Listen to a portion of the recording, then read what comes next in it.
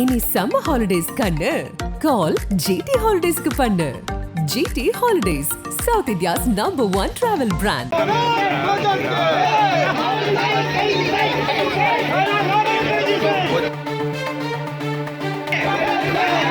போராட வந்த பாஜக தொண்டர்கள் குண்டுக்கட்டாக தூக்கிய காவல்துறை, சிரித்துக்கொண்டே ஏறிய மகளிர் அணி, கள்ளக்குறிச்சியில் பரபரப்பு.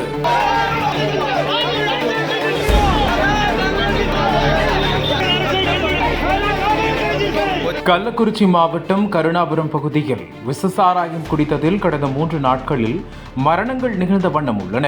3 பேர் என ஆரம்பித்த உயிரிழப்புகள் தற்போது 55ஆக அதிகரித்தது. 100க்கும் அதிகமானவர்களுக்கு தொடர்ந்து சிகிச்சை அளித்து வரும் நிலையில் பலி எண்ணிக்கை மேலும் அதிகரிக்கலாம் என அஞ்சப்படுகிறது.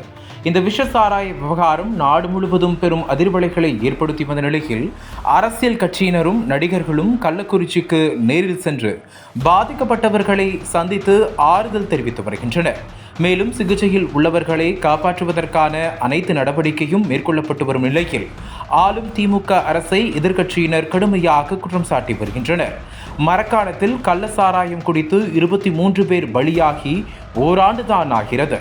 ஆனால் அதற்குள் கள்ளக்குறிச்சியில் மீண்டும் இவ்வாறான சம்பவம் ஏற்பட்டதற்கு திமுக தான் காரணம் என பாஜகவினர் குற்றம் சுமத்தியுள்ளார்கள்.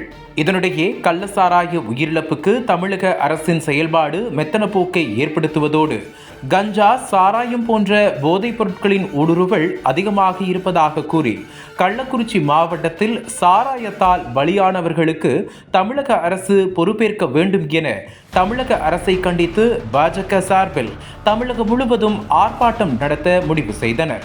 அதன்படி திமுக அரசை கண்டித்து தமிழ்நாடு முழுவதும் பாஜகவினர் ஆர்ப்பாட்டம் நடத்தி வரும் நிலையில் கள்ளக்குறிச்சி மாவட்ட ஆட்சியர் அலுவலகம் முன்பு அக்கட்சியின் சார்பில் ஆர்ப்பாட்டத்தில் ஈடுபட முயற்சித்தனர். இதற்கு போலீசார் அனுமதி மறுத்ததால் பாஜகவினருக்கும் போலீசாருக்கும் இடையே வாக்குவாதம் ஏற்பட்டது. அந்த வாக்குவாதம் சிறிது நேரத்தில் தள்ளுமுள்ளாக மாறியது. இதற்கிடையில் ஆட்சியர் அலுவலகம் முன்பு ஒரு ஏடிஎஸ்பி மற்றும் 2 டிஎஸ்பிகள் தலைமையில் 300க்கும் மேற்பட்ட போலீசார் குவிக்கப்பட்டனர். அந்த நேரத்தில் பாஜகவினரை ஆர்ப்பாட்டம் நடத்த விடாமல் தடுத்த காவல்துறையினர் 100க்கும் மேற்பட்ட பாஜகவினரை குண்டுக்கட்டாக கைது செய்தனர். மண்டபத்தில் அடைக்கும் பணியில் ஈடுபட்டனர். இதனால் அப்பகுதியில் சிறிது பரபரப்பான சூழல் நிலவியது.